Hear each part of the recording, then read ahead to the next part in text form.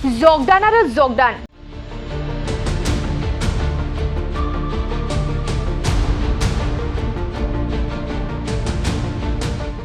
फिन आरोबाव प्रमद बर' दैदेननाय इउपिपिएल दोलोखौ मोजां मोननानै इउपिपिएल दोलोआव जगदान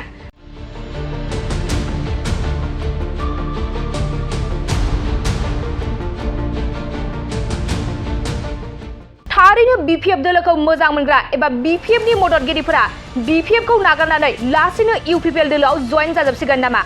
गुबुन गुबुन समफोराव नुबोनाय बायदिनो थांनाय मोनायावबो फिन आरोबाव चिरां जिल्ला दादगारि हाथिसार प्राइमारिनि सिङाव थानाय गाम्बारिबिल गामियाव बीपीएफ नि साद' मददगिरिफोरा इउपिपिएल दोलोआव बिटिआरनि हाग्रा बिफाननि मावफुं सोद्रोमा रनजित बसुमतारीजों जयेनिं जाफैनायखौ नुनो मोननाय जादों।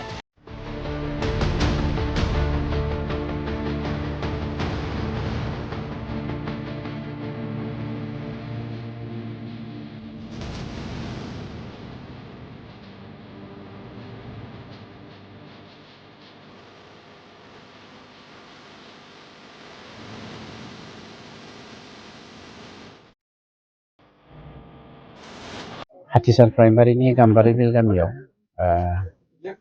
दिनै जोंना इउपिपिएल दोलोआव बीपीएफनिफ्राय जयेनिं जाफैनाय मोनसे प्रग्राम दंमोन।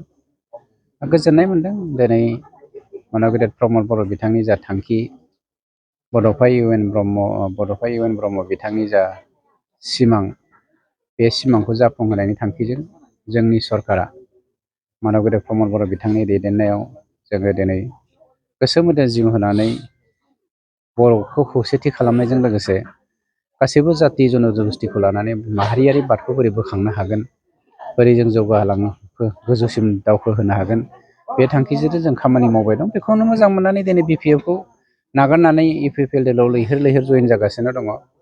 जों दा जयेन जानायनि टाइमखौनो होख'नो हायाखै। जेखियानो जायाथों बे जोंनि हारिनि थाखाय मोनसे गाहाम सिगनेल। नब कुमार सरनियाया बिथांखौ एसटि नङा होननानै फोसावबाय थादोंमोन। दा बिथाङाथ' एसटि नङा होननानै प्रमान जाखाबाय। नमिनेसनखौ साबमिट होनो हायो, रिजेक्टआथ' जाखागोन, बेथ' साभाबिक। बयहाबो मोन्थाय होनो हानाय मोन्थाय दङ। गतिके मोननाय मोनैया बेखौ इलेक्सन कमिसनारा गाव डिसिसन लागोन। गोजोनथाव खौरां, नोंथाङा कटन आरो इरि जि गाननो मोजां मोनोना?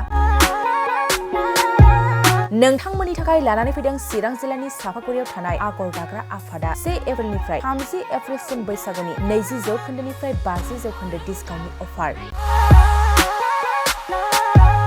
आगर स्ट'राव हौवाफोरनि थाखाय कटन आरो इरि जिफोरखौ मोननो हायो, जेरै जेन्स शार्ट, शर्ट कुर्ता, लं कुर्ता, वेस्टकट, गामसा स्टल, मफलार, आर'नाइ आरो हिन्जावफोरनि थाखायबो कटन आरो इरि जिफोरखौबो मोननो हायो, जेरै ladies kurta, ladies top, ladies pant, दखना, साद्रि, इरि स्टल आरो इरि सलफोरनि गानग्रा जोमग्राफोरनि जिखौ मोननो हायो।